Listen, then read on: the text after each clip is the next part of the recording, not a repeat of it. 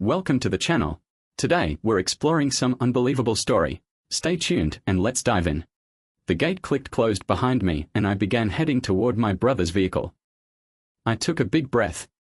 The air where I was walking was the same as on the other side of the wall, but it smelled cleaner and sweeter.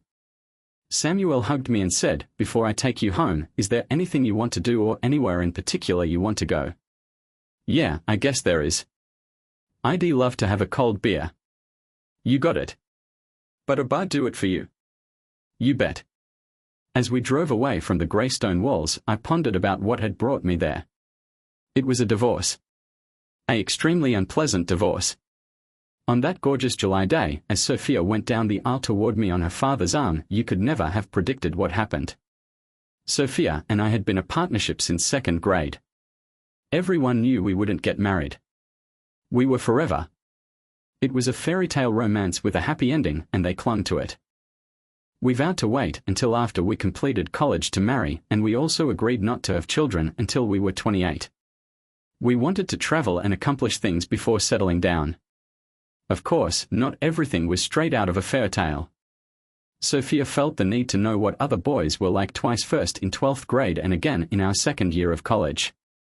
The term in high school lasted barely 3 weeks. Sophia returned and apologized, admitting that her actions were foolish. I dated 5 guys and they were all jerks. I had the best and almost screwed it up. I was so busy with studies and athletics that I didn't think about going out with other females. It stung both times, but when she did it again in college, I got back up and told myself, "Okay, you want to know about other guys? You'll just go out and find out what other girls are like." I immediately discovered that many other females were not as adamant as Sophia on walking down the aisles as virgins in a 5-week period. Lisa Harper robbed me of my virginity. Megan Davis introduced me to the pleasure of kissing. Rachel Carter taught me to other forms of love. Anna Brooks showed me how to do 69. The only flaw was the assumption in the back of my mind that Sophia was getting the same education. I knew it was double standard thinking, but I still felt like I should have been the first to do those things with Sophia. I arrived home from class one night, perhaps 6 weeks after Sophia left, to discover what other boys were like, and there she was, sitting on the front porch steps. It was a replay of the high school incident. I had the best all along and didn't realize it. Forgive me. She was my lover. I had loved her for darn near forever, so I forgave her. We never discussed what we had done while separated, but when I attempted to be intimate with her, she said she wanted to wait until we were married, so I didn't press it. Still, it didn't surprise me that she wasn't a virgin when we went to our wedding bed. I didn't say anything, but I could see she was aware that I was not her first. We both got solid employment in our respective industries, and the following 4 years were quite nice. My profession required me to travel sometimes, but never for more than 4 days. Sophia notified me about her pregnancy the day after her 27th birthday. I was astonished since we had decided to wait until we were 28 to have a family. She informed me that her doctor said the medicine she took for the virus had rendered her birth control pills ineffective. 9 months later, Liam Davidson joined us. Sophia was only off work for 6 weeks. Her workplace provided a childcare facility, so she returned to work and brought Liam with her. 9 months later, she said that now that we had begun the family she desired, the second one will arrive so that the two could be closer together and simpler to raise. I didn't really care, so I responded, "Okay." 6 weeks later, she informed me I was going to be a father again. In her 8th month, she said that she believed 2 children were plenty, and would I mind if she had her tubes tied. My stance was that it was her body, and if she didn't want to go about pregnant for 10 months, who was I to judge? A month later, we were blessed with Grace Taylor. Sophia, like Liam, was only off work for 6 weeks before returning, this time with 2 infants. Sophia and I were each promoted twice during the following 6 years, and we were earning a decent living. We appeared like the ideal pair. We seldom disagreed about anything, and we remained very active in the bedroom. We were seeing each other 3 times a week on average, which I was told was quite decent when compared to other couples with children who had been married for the same amount of time. We had similar interests and dislikes, loved going places and doing things together, and were delighted to see each other when we returned home from work every day. But the beautiful home life and loving relationship was a deception, as I discovered one day in November. I had gone to Portland to see one of our suppliers and figure out why they were having difficulties meeting their delivery deadlines. It was supposed to be a 3-day excursion, but when I arrived, I discovered that the IRS had seized the firm earlier that day for non-payment of payroll taxes. It turns out that the firm has been experiencing financial difficulties for some time. I turned around and returned to the airport, catching the next flight home. It never occurred to me to phone Sophia and inform her that I would be returning home early, which was a good thing because if I had, I would not have discovered what I did. Sophia had not yet returned from work when I arrived home at 5:15 p.m. I considered making supper, but instead opted to take Sophia and the kids out to eat. I was in the area we had set up as a home office when I heard the garage door opener start to operate, indicating that Sophia was home. Sophia had entered the home by the time I had completed all of the steps to save my work and then exited the computer software. I was about to open the office door when I heard Sophia scream, "Stop that," and a man's voice add, "You don't want me to stop it, and you know it. In fact, I don't even want to wait until we get to the bedroom. I think I want to do you over the back of your couch." Jesus, how are you the horniest man I've ever known? Yes, sweetie, and you love it. Well, it is kind of nice over the back of the couch. Do I get to take my panties off, or are you just going to push them to the side? Side, take them off. I almost rubbed myself raw the last time when I just pushed them aside. We definitely don't want to hurt me. There was a pause in the talk and then oh yeah. Oh God, yes. That feels so good. And then there was the sound of flesh hitting flesh, as well as Sophia's familiar cries and sounds that made me die on the inside. I pulled out my mobile phone, set it to take photographs, and then went into the living room. When I stepped in, I knew exactly who I would see. It was Sophia's boss, and I had met him and his wife at Sophia's business Christmas parties, picnics, and other social gatherings. Sophia had no way of knowing I was home. I had left off my vehicle at the dealership for a manufacturer recall on the brakes on my way to the airport, and it wouldn't be ready until the following day, so I took a taxi home. They were going to be startled when I walked in on them.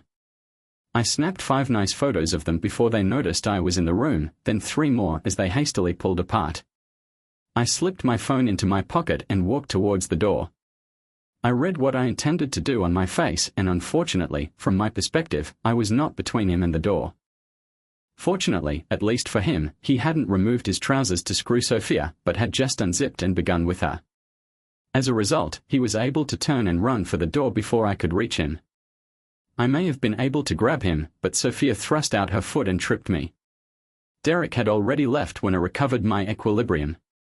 I turned and went past Sophia into the kitchen, retrieving the phone book from the cabinet where we kept it and flipping through it until I came across Stephen Roberts. I took up the phone and began putting numbers into it when Sophia entered the room and said, "What are you doing?" "Calling Laura Roberts so I can share the news with her." Sophia raced over and ripped the phone line from the wall socket, saying, "Don't do that. You'll only cause problems. Don't you believe we don't already have problems? I mean, between Ryan and Laura, it's okay for Ryan to muck up my life, but I have to be cautious not to mess up his. It's not that there's no reason to injure Laura. She's the innocent party here. I do not see it that way. She's married to a cheating jackass and she should know it. If she accepts, that's good. But, beginning today, I vow to make his life a miserable nightmare. He'll start by informing Laura and offering to show her the images if she wants to view them. Then he'll hire a lawyer and go after him at work. I'm sure your organization has a policy and procedure handbook, and I'm certain there's something in there regarding a supervisor having sexual contact with a subordinate. You don't want to do any of that because it'll cost you too much. How do you view this?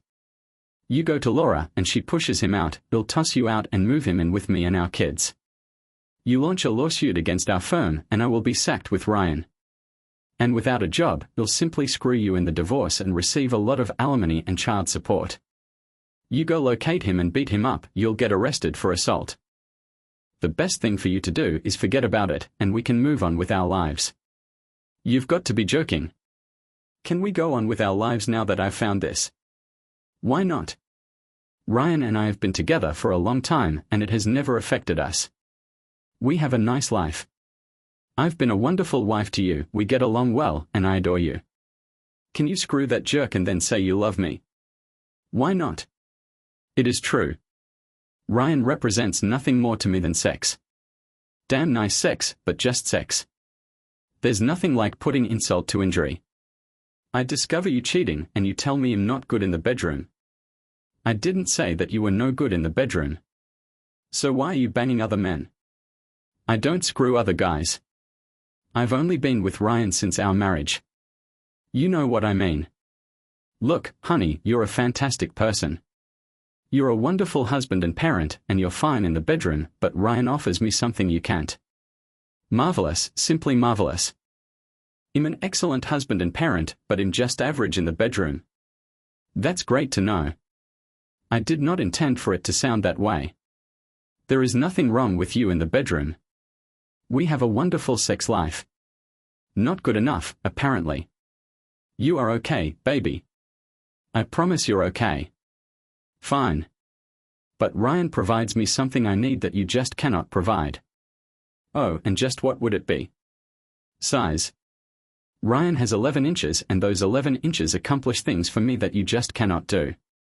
It should not matter, honey. We had a beautiful existence up until today. There's no reason why we can't continue to live happily as long as I don't mind you sometimes toying with 11 inches. It has not damaged us, honey, and has been going on for years. We'll be okay, I promise. I just shook my head and remarked, you're real, Sophia, just completely out of it. If you believe we can continue after what I witnessed, I must confess that I am curious. You claim that has been going on for years. How many years have passed and how did it all begin? It began before I met Ryan. It began while I was in college and we broke up because I wanted to know what other boys were like. One of the first I met up with had 10 inches, which drove me crazy. Apparently, males with huge meat trade knowledge, and the man with 10 inches informed some other guys about the female who went crazy for his enormous tool. I went through 5 of them and enjoyed all I received from them before deciding you were the one I needed to be with. That raises 2 questions. First, why didn't you marry one of them if you were so obsessed with large meat? Because they were all jerks.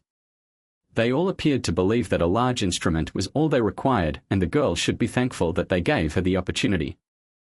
I wanted more than a filled sensation, and I loved you, so I walked away. The second question is why, after giving away your virginity to a huge dick jerk and drilling numerous of them for almost 6 weeks, you told me we couldn't have sex until we married. I loved you and I knew I loved you, but my experience with the 5 had turned me against males in general. I simply did not feel like having sex. It wasn't fair to you, but it was my perspective at the time. Things were good until one of the office Christmas parties, which you were unable to attend due to a business trip to Chicago, I believe. Anyway, ID had a few too many drinks and was feeling a bit mischievous when Ryan danced and kissed me under the mistletoe. I felt his hard tool dig into my leg. As I said, I was in a fun mood, so I did a Mae West imitation and asked, is that a roll of quarters in your pocket, or are you simply delighted to see me? Ryan said, and I recalled he had been drinking, that it was far larger than a roll of coins. I chuckled and added, that's what all the guys say. He said, they might say it, but I can prove it. I laughed again and challenged him to prove it. He did, and I spent the next 2 nights with him. We had a hot and heavy relationship until he met and married Laura. We continued to flirt with one another, but it wasn't until Laura became pregnant and began saying no to sex that we resumed our relationship, and we never stopped. Again, honey, it hasn't harmed us one bit. I've got to run over to my sister's and pick up the kids. Even your sister is covering for you while you cheat on me. Don't be ridiculous, Evan. She believes I am working late. I asked her to babysit the kids when they got out of school. They went straight from school to her place and I now need to go fetch them. When I return, I will show you that nothing has changed. I remained there in shock, staring at her as she walked out to get into her vehicle. It has not damaged us. Only because I never knew.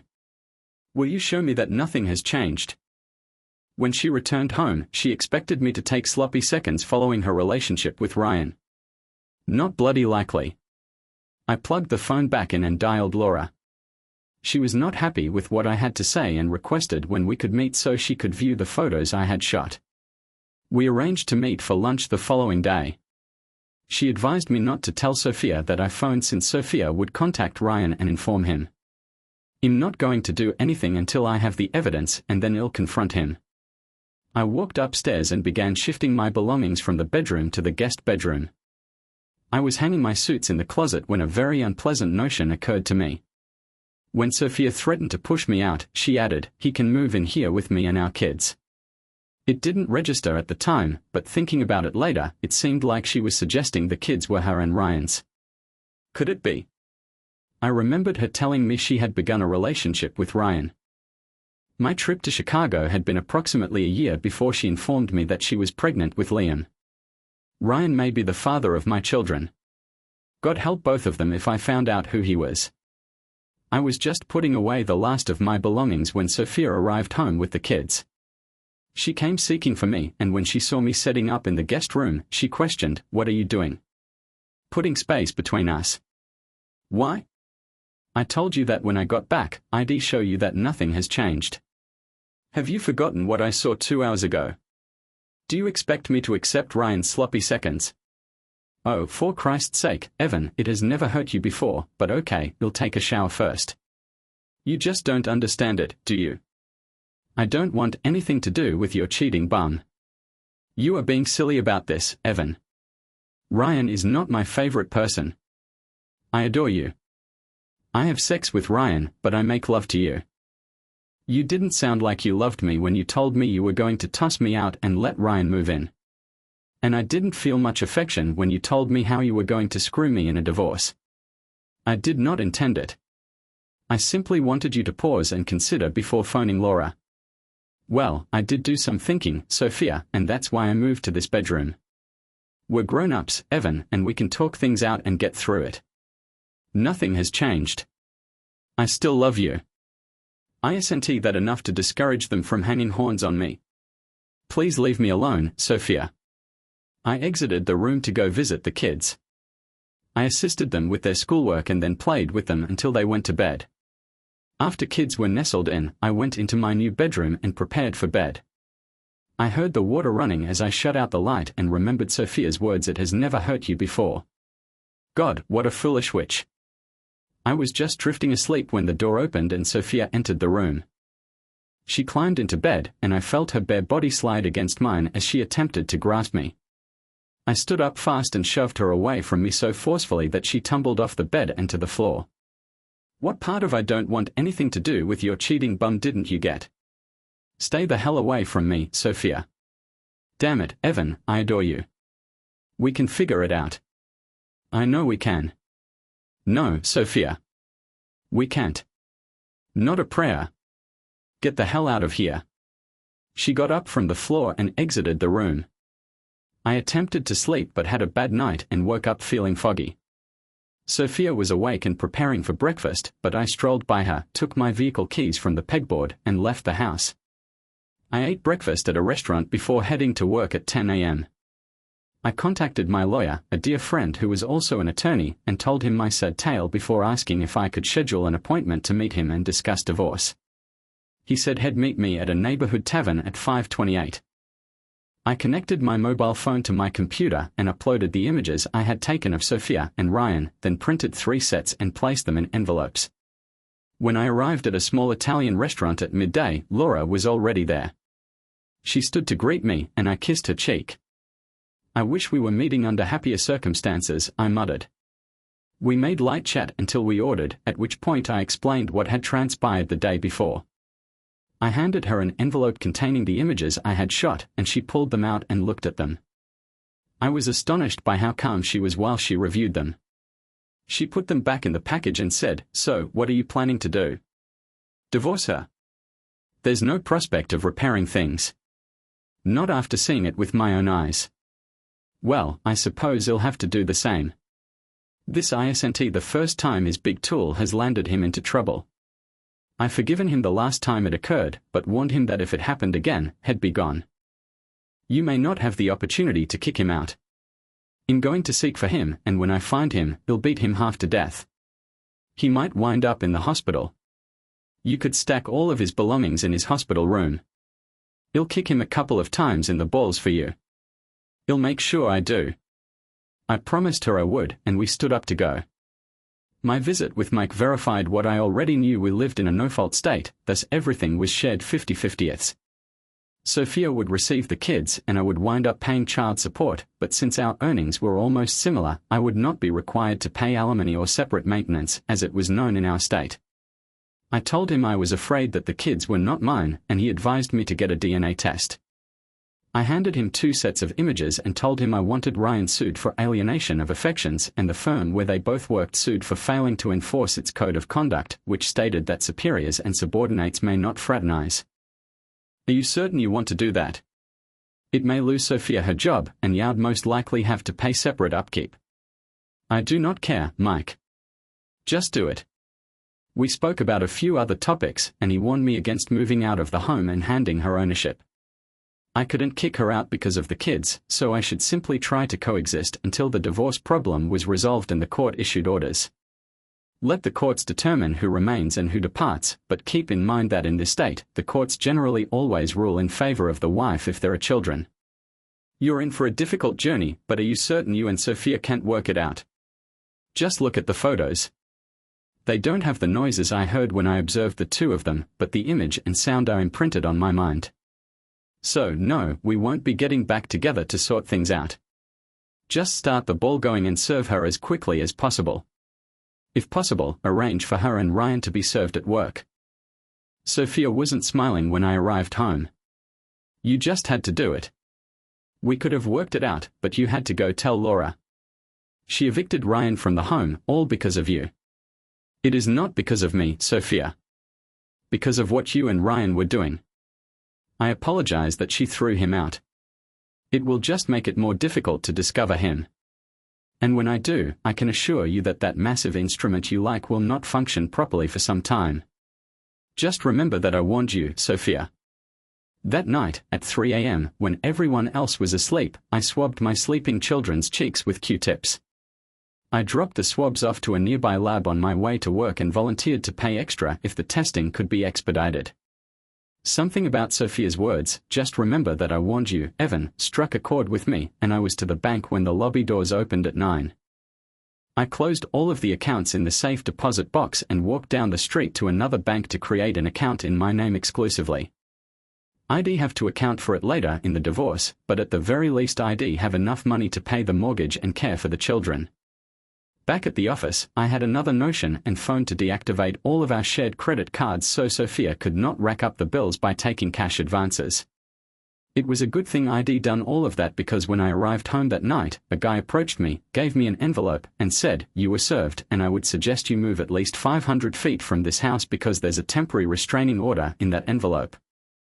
I opened the mail, and there was a restraining order prohibiting me from coming within 500 feet of the home, Sophia, or the children. Her attorney definitely worked far quicker than Mike, but in his defense, he didn't realize that speed was required, and neither did I. I glanced up at the house and saw Sophia grinning at me. I pulled the vehicle out of the driveway and drove down to the corner before calling Mike on his phone. I brought him up to speed and inquired how I might go into the home to recover my belongings. He said he had some connections in the sheriff's department and would see what he could do and get back to me. While I was on the phone with him, I instructed him to modify the divorce from irreconcilable differences to adultery and go for Ryan and Sophia's business with a fury. Burn them, Mike. Burn them badly. He called me back in 15 minutes and said that 2 deputies would be there in a half hour to ensure that I had access to the house, but that until he could speak with someone from the court to make further arrangements, all I could take was my clothes and toiletries. 20 minutes later, 2 police vehicles arrived in front of the home, and I started my car, drove, and parked behind them. They introduced themselves and urged me to wait where I was until they called, after which they went up to the home and rang the doorbell. Sophia responded, and after a little conversation, the deputies motioned me onward. They warned me that I could only take clothing and toiletries, so I followed them inside the home. As I walked toward the stairs, I looked into the kitchen to check whether the children were there. They weren't, but Ryan was sitting at the kitchen table with a beer in front of him, which I had purchased and paid for. It took all I had not to pursue him, but it would have been foolish with 2 deputies around. Sophia accompanied us upstairs and waited in the doorway while I packed. It was juvenile of me, but I couldn't resist. Without glancing at her, I said, "Sophia, you blew it. You really messed up this time." I spent the whole of the day at work thinking about us, and I eventually decided that we should get down and figure things out. After all, you said you loved me. Some love, Sophia. Mental cruelty, a restraining order. We have no hope now, Sophia. Think about it when I go. We were only hours away from remaining together, but you ruined it up. And Ryan, sitting in the kitchen sipping my beer, nailed it. I closed the suitcase, turned, and left the home. The next day, Sophia phoned me at work. "In light of what you said at the house last night, I'd like to sit down and talk with you." No chance in hell, Sophia.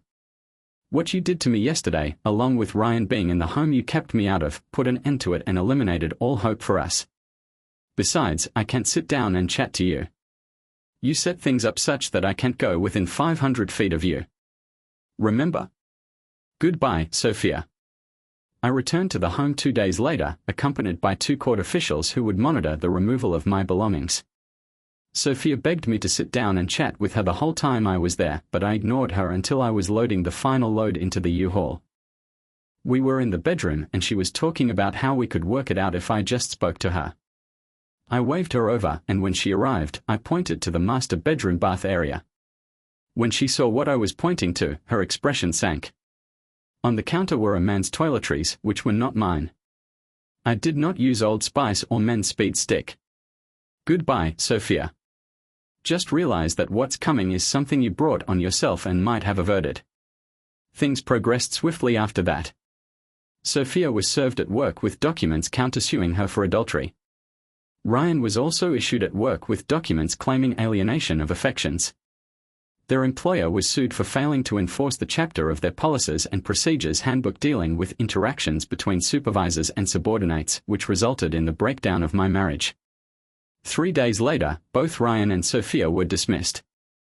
Ryan, Sophia's boss, was screwed, but Sophia challenged her dismissal, alleging Ryan had threatened to take her job if she didn't give up. Sophia hired a lawyer to sue the corporation for wrongful termination when they refused to believe her. She and Ryan must have concluded that Sophia's claim was the best option since they were still living in our home throughout the whole ordeal. 3 weeks after I was served, we had a hearing to extend the temporary restraining order, which the judge refused and scolded Sophia's counsel for even filing. A week later, we had the preliminary hearing for the divorce. Mike told me that things would not go in my favor. They will almost definitely grant Sophia interim custody of the children and full use of the home while the divorce arrangements are sorted out. You will be obliged to make housing payments and pay for utilities. You are also likely to be ordered to pay interim alimony and child support. Her counsel is also requesting the money you stole out of the accounts, and I'm certain the court will bring it up. I gave him the packet and said, this might have an effect on the child support issue. He opened it, read the contents, and exclaimed, "Evan, I am very sad for you. Anyone know who the true father is? Sophia's life in the house, it may not have an impact on this hearing because it is just a preliminary hearing, and Child Protective Services will want to check the legitimacy of the records, but it will undoubtedly affect the final decision. Will I get a chance to talk?" "Yes, but I'd be very careful about what I'd say if I were you." It went almost exactly as Mike had predicted. Sophia was awarded the home, children, and interim alimony. I was supposed to pay Sophia half of what I had withdrew from checking and savings, but some of the 5 certificates of deposit were ignored, and I certainly did not disclose them. Sophia's attorney attempted to have the court compel me to pay his expenses, but Mike protested. This is not a situation where my client files for divorce and his wife has to reply. In this instance, she sued my client, and he just answered.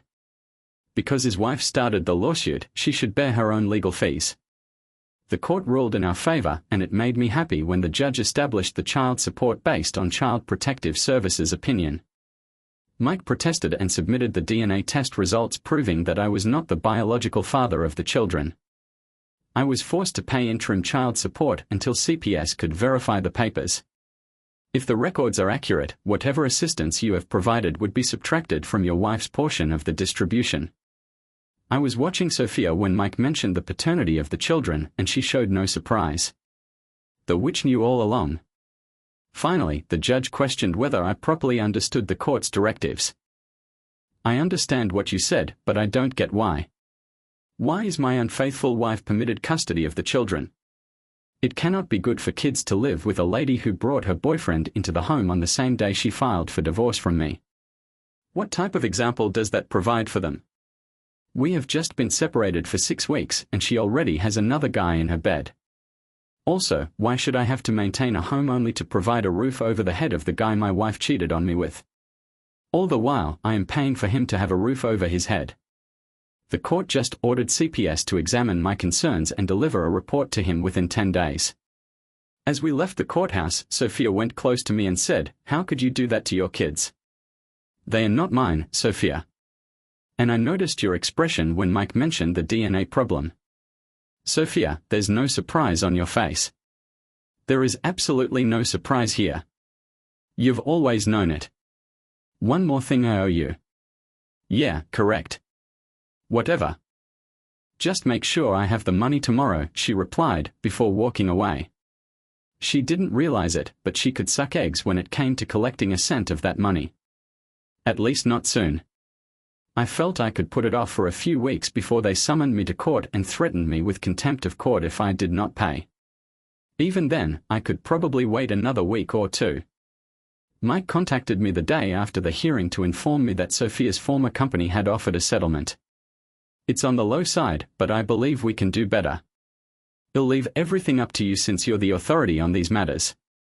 Although, to be honest, the only reason I sued them to begin with was to screw over Sophia and Ryan.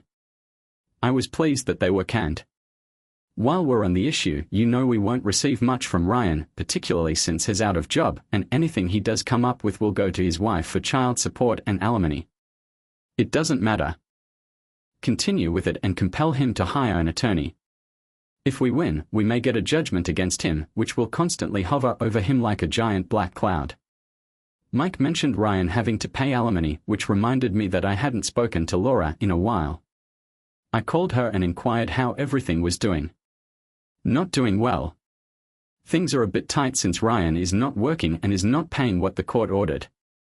Fortunately, I drained the money accounts before throwing him out. I'm sorry to tell you this, but things are likely to get worse. Ryan is the biological father of both of my children, and he will most likely have to pay Sophia child support by the time my divorce is finalized. Or maybe not, since they are living together. I didn't realize that. How are things doing with your lawsuit against Ryan's previous company? I do not have a lawsuit against them. Why should I? I described it to her and she thanked me for the information, promising to have her attorney check into it. Then I said if I can be of any help, just let me know. I hope you aren't suggesting what I think you are. What would that be? Just because Ryan screwed your wife doesn't mean he'll do you to get even. That is a rotten thing to think or say. Sorry for bothering you, I added before hanging up. What she said at the conclusion of the conversation left an unpleasant taste in my mouth and put me in a terrible mood. I remained in that attitude all day. By the time I got off work, I wanted to harm someone. And I thought it was time to settle things with Ryan. Working on the idea that because he was out of work, he would be seeking for employment, I scheduled the following day off. I had parked up the street from the residence about 6 a.m. The kids departed for school at 7:20, and at 8, I saw Ryan's vehicle pull back out of the driveway and go down the street. I followed him into the downtown parking garage. I parked 3 places away from him, got out, and crouched down. When he approached where I was crouching, I stood up and shouted, "Good morning, Ryan. At least it is for me, but I am not sure it will be for you." He turned and attempted to flee, but I caught him, swung him around, and smashed him into one of the concrete support pillars. Then I beat the crap out of him. I finished with 6 hard kicks to his groin before leaving him moaning on the concrete floor. It came as no surprise when the next day at work, 2 officers arrived and arrested me for assault and violence. I waited in prison overnight and was brought before a court the following day. The accusations were read, and I was asked how I would plead. Not guilty. Are you certain you want to plead not guilty? Mr. Roberts believes you were his assailant. Oh, I stomped his ass, sure enough, but am not guilty of assault and battery. No. What do you name it then? Seen to it that justice was done. I don't understand your thinking. He cheated my wife behind my back for years. He fathered the 2 children that he and my soon-to-be ex-wife convinced me were mine, and he had to pay for it. That may be, but in this state, there is no law against adultery, and that's why I had to seek justice on my own. The law? I do not care about the law. The judicial system fails in circumstances like mine. What do the courts do when my wife cheats on me for years and forces me to raise her lover's children? They reward her. She gets the house and am required to pay for it and its care. And while in doing it, she moves her boyfriend in, and I wind up paying for him to have a place to live. I have to pay her cheating bum alimony, and when the divorce is finalized, she will get half of everything. She cheats and the courts reward her, while the wrong party, me, is broken apart in him by the same legal system that you defend. If the law does not treat me fairly, I must take matters into my own hands. You still broke the law, and by your own admission, you acknowledge that. No, I'm not. I confess to pursuing the justice that I am due. I am completely happy to let a jury hear my tale and decide. You may be willing, but I have no intention of wasting the court's resources by pursuing the matter.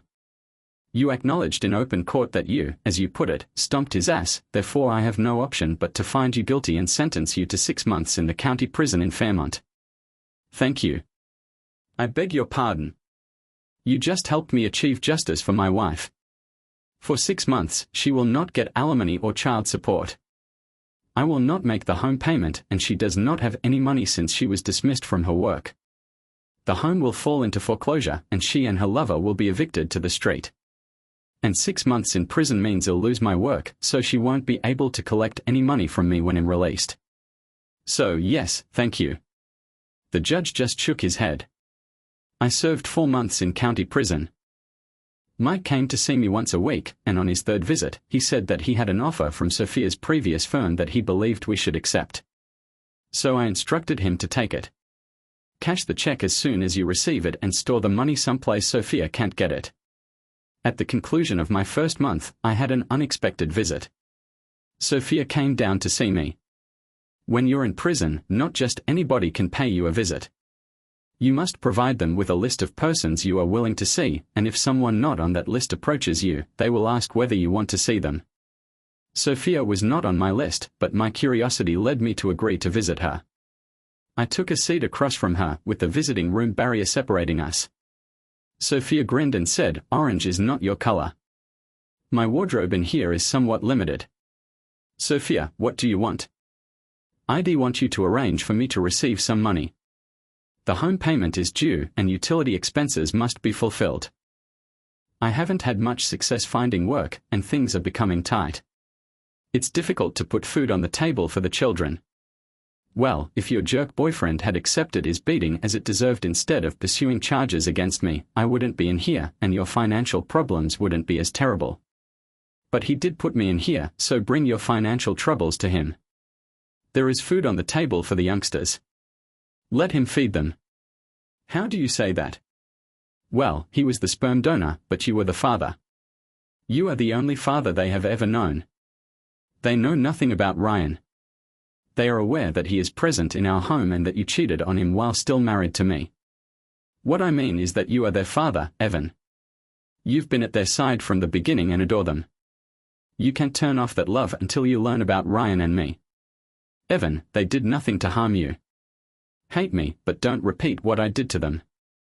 The difficulty, Sophia, is that if I give you money for food, it will not be only the kids who consume it. I'd feed you and Ryan as well.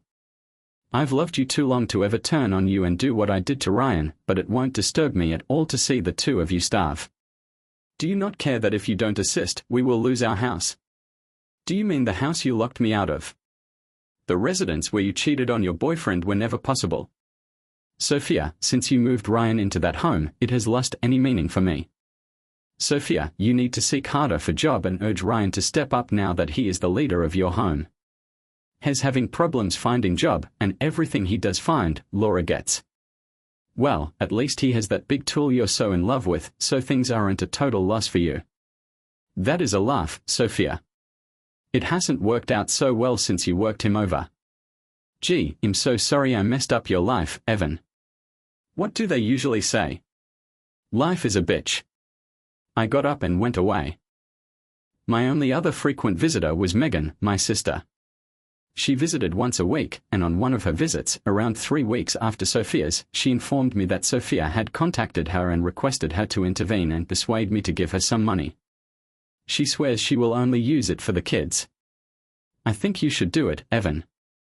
I don't want the kids to suffer, but when I get out, I want to seek full custody.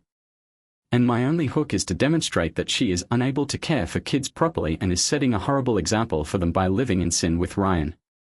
If she and their nasty biological father can't even feed them, the courts will have to look into it. The fact that I desire them, despite Ryan being their sperm donor, demonstrates how much I care for them. If I aid her, it would contradict my objective. Besides, I don't trust her, therefore I don't care what she says. She stabbed me in the back with a grin on her face for almost 6 years, so I won't accept anything she says. Will you be unhappy with me if I aid them? I am in prison, Megan. I can't stop you from doing whatever you want. Megan did aid them, but not financially. She purchased clothing for the kids and sent food to them around once a week. Megan informed me that Sophia had finally obtained a decent-paying job, and I also learned that things were not going well in the family. Ryan seemed to have given up seeking for a job that was a good fit for him. There were positions available, but many seemed to be beneath him or did not pay well. Megan learned from visits with the kids that Ryan and Sophia had a lot of disagreements over his lounging around the house on his buttocks all day. That made me grin big. In my 3rd month, I had another unexpected guest. Laura arrived on visiting day. She wasn't on my list of guests, but they asked if I wanted to see her. As with Sophia, curiosity compelled me to say yes. I recalled our previous talk and was curious why she wanted to meet me. There was a sense of déjà vu as I sat across from her and she remarked, "Orange is so not your color." I've been told that. What brought you here? Guilt. Guilt. What? Do you have a habit of treating yourself poorly? Oh, when was that? When did we last converse on the phone?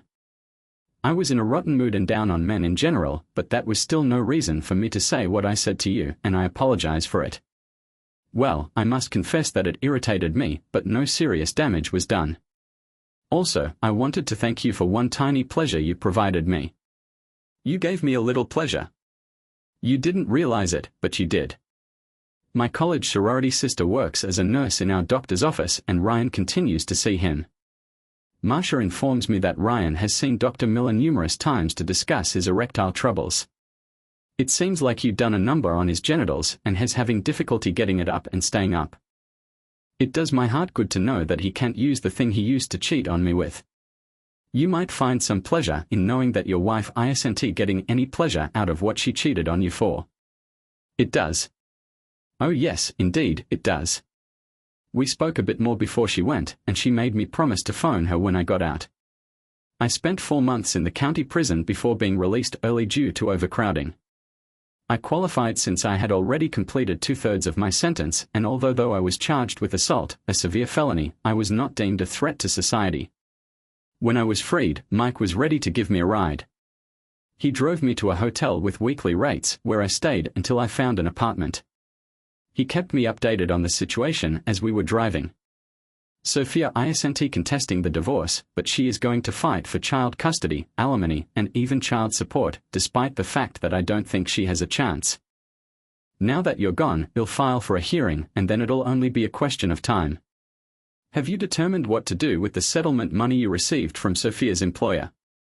Just put it somewhere out of Sophia's reach until the divorce is final.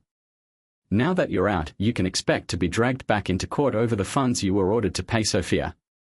Not a huge deal. My explanation will be that I couldn't possibly acquire the money for her while I was locked up. They'll claim I might have made plans and told her which were banked. There's no chance she'd be able to extract everything out of what was there, and given how much the courts in this state favor women, it would certainly assist her. The 304 stabbed me in the back and deceived me for years. I wouldn't trust her not to screw me if she could. The following morning, I stopped by work and asked Frank if there were any vacancies. He instructed me to go to work and stop bothering him with foolish inquiries. That afternoon, I contacted Sophia and told her I wanted to see the children. She laughed at me. When I see some money, you can see the kids. I hung up with her and contacted Child Protection Services. I told them I wanted to see the kids, and Sophia refused. I was told that was her right. If she didn't want me to see them, she could refuse. We reviewed your paperwork, and everything was accurate. You are not the father parent, and she is the maternal parent, thus she has authority over your visiting privileges. If any exist, they must be resolved by the courts. So I am not compelled to pay child support. That is also up to the court. You are presently under a court order to pay support, therefore you will need to appear in court to get that order withdrawn. I believe I may assume from your attitude that my chances of obtaining custody of children are slim. I'm not at liberty to discuss what our recommendations to the court might be. I thanked her for her time, then hung up. I contacted Sophia back and told her I'd be over to visit the kids at 7 and I'd bring money.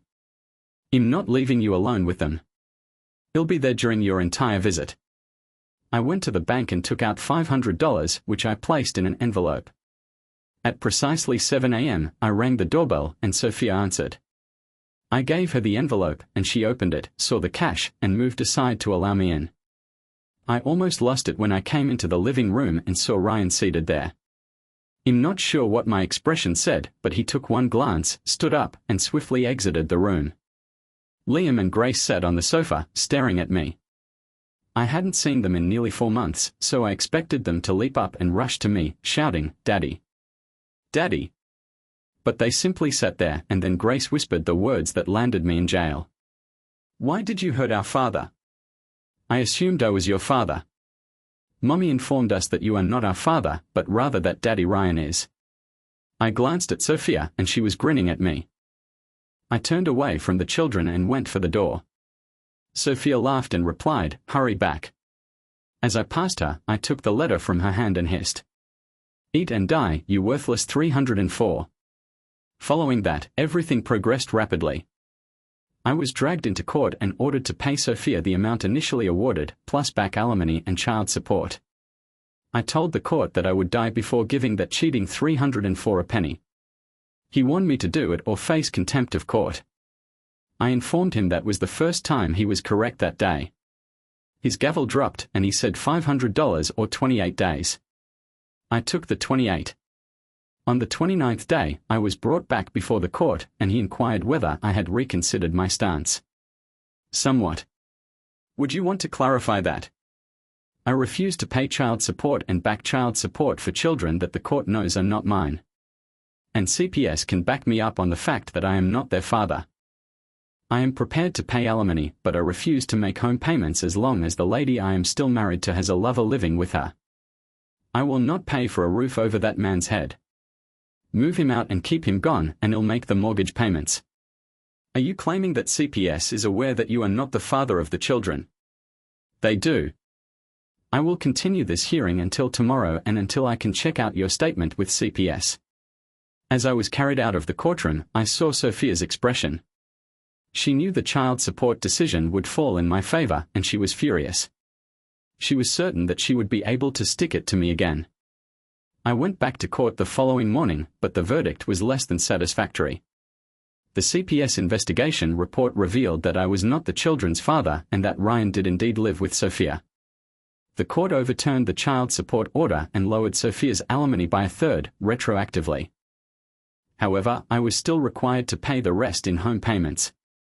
The judge then surprised everyone, including Sophia, by saying, "Inasmuch as Mrs. Roberts has had an abortion, she can be responsible for all the utilities and the insurance on the house."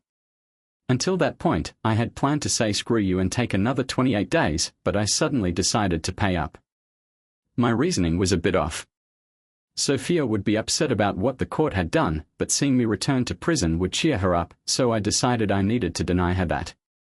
On the other hand, knowing she'd be receiving some money from me would cheer her up a little, but my paying a third less than she anticipated, along with no child support, and the sneer I'd give her as we left the court would dampen her spirits.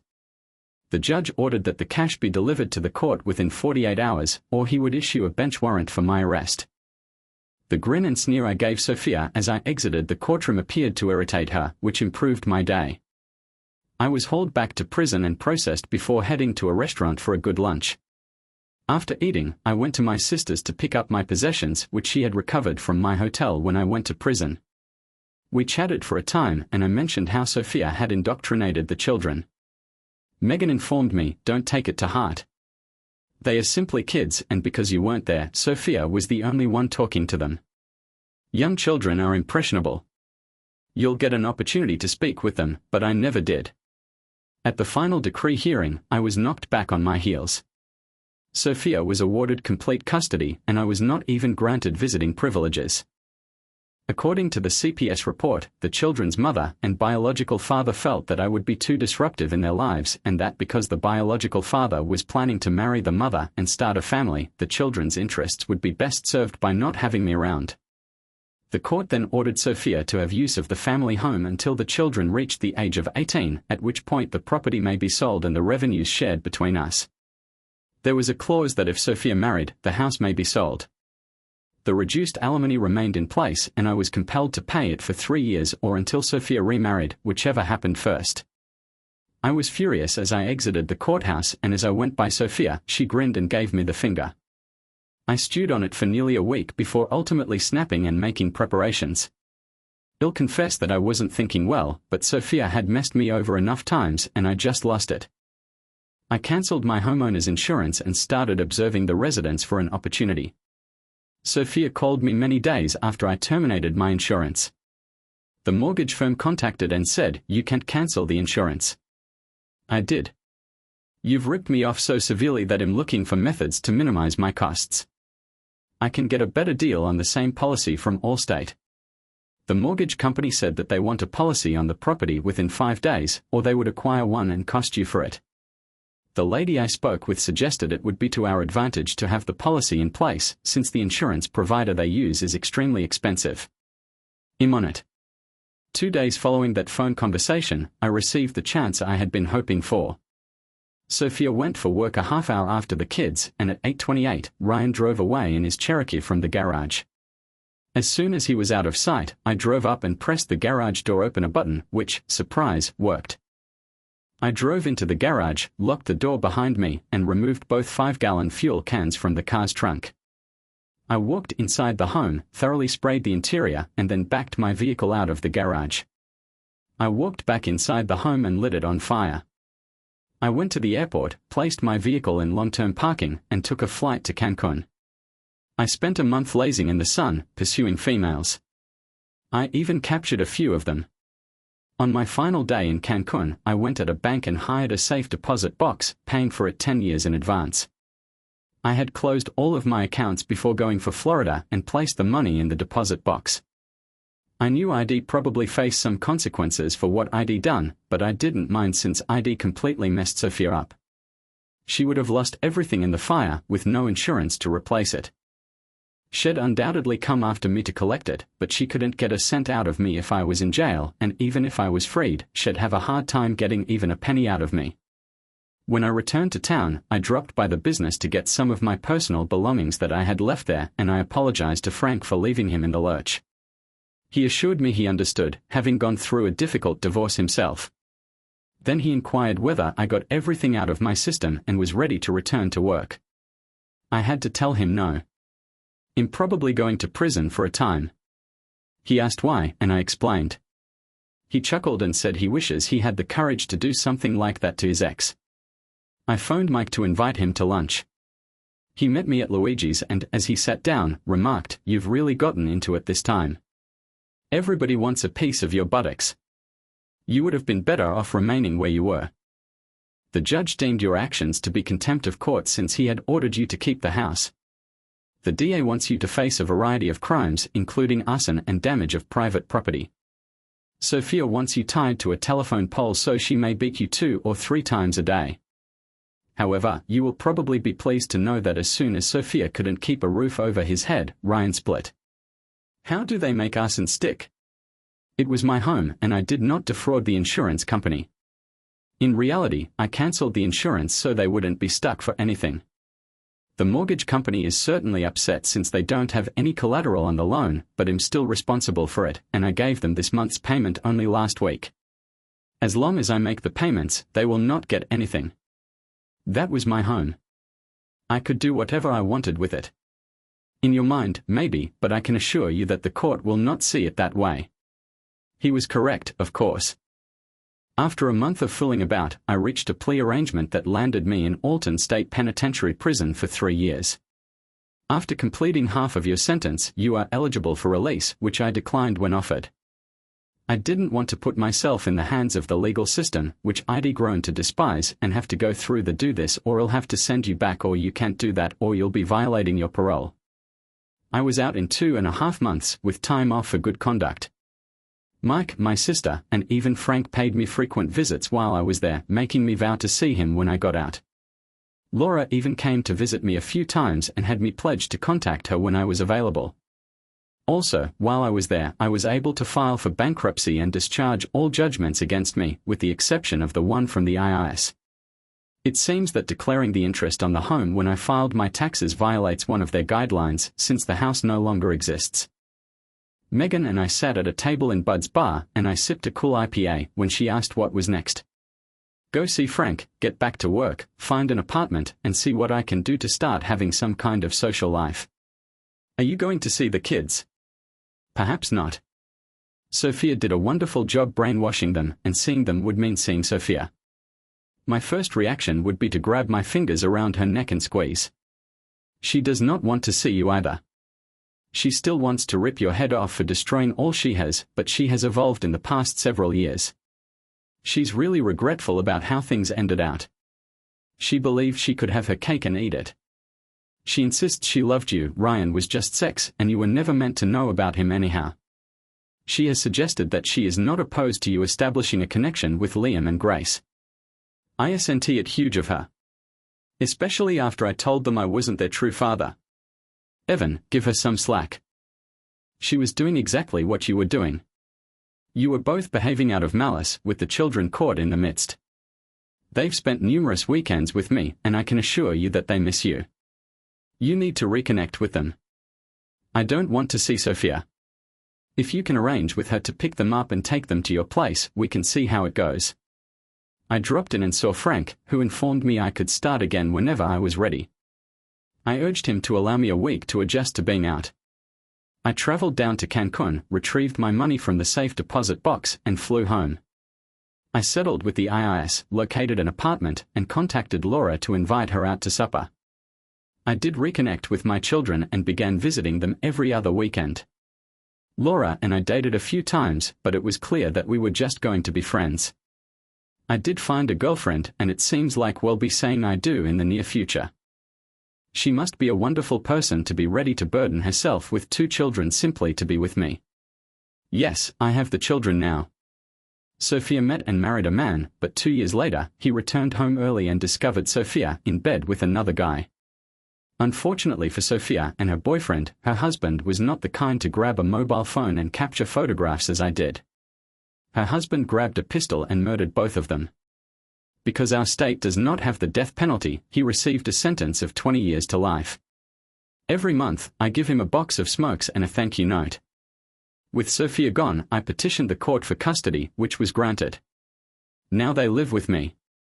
I suppose what they say is true, everything works out in the end, at least for some of us. Thank you for watching. What would you do if you were in Evan's position? Please let us know in the comments. Do not forget to like, share, and subscribe.